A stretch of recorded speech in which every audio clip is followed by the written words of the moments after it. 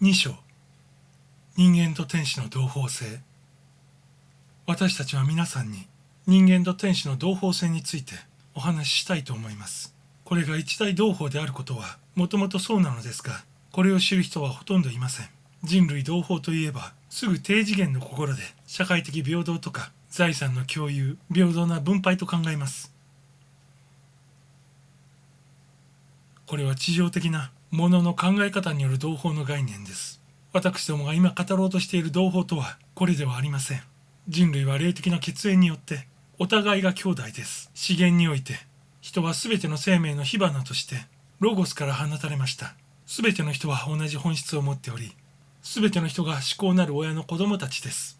この意味で誰一人他のものより偉大でもなく重要でもありません。すでに肉体を脱ぎ、山腹のやや高みにある指導霊や霊士たちは生命の決戦場を見下ろします。この時彼らは戦う兵士たちの制服は見ません。ただそれに包まれて中にある魂と霊を見ております。彼らは魂を見ております。彼らには次のことがわかります。どの魂にも悲しみと弱さが共通してあるということ。さらに進化の過程でどの魂も強さと輝きを増し、地上生活の根拠に打ち勝つようになるということ。ロゴスからほとばしり出た神聖の火花である人間の霊は様々な意識の階を通過して降下をしてゆき、ついには究極の物質界に到達します。ここで霊は自己の周りに肉体を、すなわち怪異、神殿を作ります。これを私どもは魂と呼びます。霊は個の上に降下するにつれ、経験を獲得しつつ個性を形成していきます。最も鈍重な形式を取るに至った時、霊は完全に自我を表すように見えます。これが成長の努力の間、何がしかのいわゆる利己主義を帯びるに至った人格であります。この利己主義にも目的があるのです。つまりは終局において魂の成長をもたらすことになるのです。しかしながら最低の深度にある間は霊は自我の中に沈み切っていて、動物と同じくその魂はただただ自己の快楽と力をのみ求めるのです。しかし進化の過程の中で魂は神から注がれる光を吸収し始め、再び上昇への道に転じます。これは潜水艦が海洋の底まで沈むと海面へ向かって転ずるのと同じことで、魂は唯物主義の深みからもう一度光明へ向かって方向転換するわけです。世俗性と利己主義、その幾重もの層が投げ打たれるのです。それは魂と霊が神の意図したもうた光ある存在となるよう駆り立てられ、その本性が自己主張を始めるとそうなるのです。神の子はロゴスの懐から旅に出された時、才能を与えられていまして、この才能が永久に埋もれてしまうことはありません。なんとなればこの才能の使い方を学ぶことで魂は光明の諸境を進んでゆけるからです。この光明の諸境は地上の人の手が必ずしも届かぬところではありません。これについては前にも申しました。肉体にある間にも皆さんはそこに触れられるかもしれないと。これは全て進歩の問題です。人が十分に目覚めますと、世俗的な心と習慣の幾重の層を捨て、動物的な本能にとらわれなくなると、光明と美の今まで夢にも思わなかった内的世界に気づくようになるのです。この時人は大きな渇望で身を焦がします。神に仕えたい。この渇望です。なんとなればその目覚めによって彼は大いなる神霊の栄光を一目覗いてしまったからです。ここで彼はついに知ります。奉仕することによってのみ人は神を真に崇敬することができるのであると。それは彼の霊が今やはっきり彼の内部で囁くからです。彼は悟ります。もし神聖に達したいと願うなら、彼自身が天使たちの仕事を助けなければならないと還元すると、全ての人が兄弟であることを認め、彼のそばの友は自分と同じものを求め、自分と同じ道をたどっているのだと知り、彼は同胞性の大義、すなわち進歩の目的に奉仕しなければならないということです。こうして彼は光ある方々と群れの一つとなって前へ前へと波打ちます。彼はもはや泳いでいる時、その兄弟を押して沈めようなどと思いません。彼はついに知っているのです。兄弟たちは霊の紐で自分とつながっているということ。兄弟が沈めば自分も一緒に沈まねばならないということを。これと同じ法ですが、一国も隣国に誤った行動を取れば、自国はその隣国と共についに倒れます。つまりこうです。光明が魂に人類同胞の真実を分からせてくれるということです。この理解の目覚めとともに、一切の利己的な野心と願望が後を絶ちます。そうして魂は一つの思想、一つの理想を抱きます。すべての人が共有する善。そこで皆さんはこう言われるかもしれぬ。ホワイトイーグルさん、これは個性の吸収消滅じゃありませんかと。いいえ、これは個我の吸収平鈍じゃなくて個我の拡大です。人間が一旦自己を与えますと、すべてのためにすべてを捧げると、彼は失うことなく全世界を得ます。なんとなれば彼は宇宙意識の中に拡大し、キリスト意識にまでも到達するのですから、すなわち彼は神と一つ、万物と一体となるのです。ひとたび人が顔を光明の所境、これは外部にあるとともに内部にもある。向けると、その人は賢者ないし、霊覚者になり始めます。定時の鈍感な心から解放されて、見る者聞く者が生き生きとしたものとなります。彼は未知の領域に踏み入り、感度が鈍くなった自分の主人機に、物質の機械では触れ得ない音や光の波を拾い上げるのです。敏感者となった彼は、これらの音波や光波を感受して、新しい世界を知覚するものとなるのです。彼の魂はさなぎから蝶のようになったのです。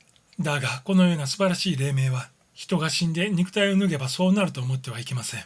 このような栄光は、霊性の問題です。あなたもキリスト光、神聖の光に十分に同調すれば、今まで見えなかった世界が見え、感受できるようになるのです。例えばそうなれば、自然の王国の内的生命がわかるようになります。これは人間の進化系統と並行した生命の流れでして、人間の系統と共同して働く生命の王国です。そうなればいわゆる妖精が見えます。妖精は子供の絵本の中にいるだけではありません。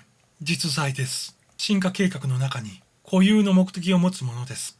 妖精たちは草花や樹木を育てるための生命力を運んで忙しく立ち働いています。もしあなたの目が開かれれば、楽しげに飛び跳ね、波立ち、流れ、落下する水の中に妖精の姿が見えるでしょう。これは光った水の精たちです。また羽をつけた空気の精たち、シルクの姿も見えましょう。火の中にはサラマンダー、火の精たちが見えます。すべての生命現象には、その内部に霊が存在します。皆さん欲張ってはいけません。地上世界に、人間がただ一つの霊的存在で、他のものはみんな空っぽの空？そんなことはありません。皆さんが人間は肉体に包まれた霊だと信じておられるのなら、自然の王国もまた、目に見えない生命で満ち満ちていると考えねばなりません。これら自然霊の中には、ついには天使界へ進化して、人類と進化の平行線をたどる者たちがいます。人類が最後には神々となるように、自然霊のある者たちは、土の生とか妖精とか霊から天使の形式に進化いたします。天使の形式をとると、彼らは人類の生活に大きな役割を演じます。皆さんは人間の霊と天使の霊をよく混同します。間違いなさるな。天使は人類の進化路線とは別の進化路線をたどるものです。ただこの路線は人類の路線と並行していて、しかも天使たちは密接に人間とつながっており、地上での人間の仕事や生活に助力を与えるものです。人間は常に天使たちと一緒に地上を歩いております。人類は人類の方で知ると知らないとにかかわらず、絶えず神のような天使の守護のもとに生きています。皆さんのうち誰一人っきりで人生を歩いている者はいない。これを知れば元気も出ましょう。気も楽になりましょう。というのは誕生から死の時まで、皆さんはあなたを守るよう任命を受けた一人の天使によって守られています。さて、守護天使は守護霊ではありません。守護霊はもともと人間です。守護天使は天使です。守護天使を法の守護者とか、全人生を支配するカルマの法の管理人とか、私たちは呼びませんか？聖書には記録係の天使のことが書いてありませんか？時代が進むとともに、皆さんはこういうものを口頭無形として捨て去ってしまいました。私どもを信頼なされ。皆さん、記録係の天使は実在しています。それは古い教説が言う、そのままの意味ではないけれど、法の守護天使は見張っています。記録します。そしてカルマの法、つまり因果の法の遂行を指導しています。天使には羽があるというのは事実とは甚だ違っています。人間は肉体があるために半ばは暗い状態の中で生きています。したがって天使の持つ輝きがほとんど見えないのです。天使たちのあるものはその頭の冠から得も言えぬ光気を放っており、その姿は光の羽の形に見える光気が取り囲んでいます。天界のいわゆるキリスト圏からの特殊の使命を帯びて人間のところへ来る偉大な天使たちはみんな右に帯びたような光気に包まれています。私どもは皆さんに次のように申しておきます。天界から来る天使たちは地上の暗いベールの背後から人間の魂を助けに来るのであると。使徒ペテロが囚われた時、神は一人の天使を彼を助けるために使わされ、彼をつないでいた鎖は断ち切られました。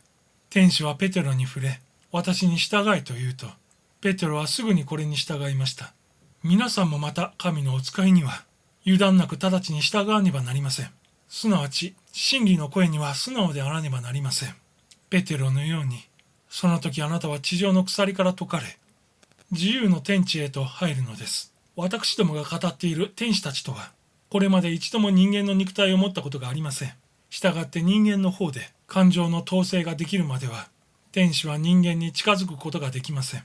しかし感情や情緒が静かに統制が取れるようになり、内在のキリスト、内在の神聖が支配するようになると、守護の天使たちがピタリと近づけるようになり、守り、導き、人生を光あるものとしてくれます。